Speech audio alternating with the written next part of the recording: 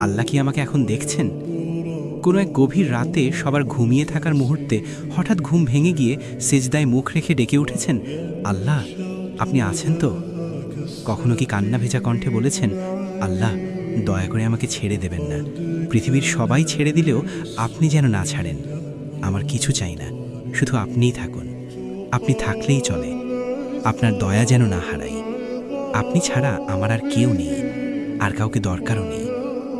যদি কখনো এসব মুহূর্ত আপনার জীবনে আসে আর সেসব কথায় একটুও ব্যাকুলতা থাকে, তবে আপনি পৃথিবীর সবচেয়ে ভাগ্যবান মানুষদের একজন। কারণ মোনাজাত মানেই শুধু চাইতে হবে এমন নয়, কখনো কখনো আল্লাহকে শুধু ভালোবেসে ডাকতে হয়।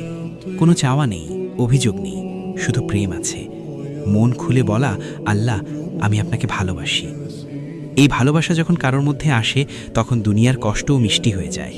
সে তখন বুঝে যায় যে হৃদয়ে আল্লাহর ভালোবাসায় ভরে গেছে, সেই হৃদয়ে আর কিছুই চাওয়ার থাকে না।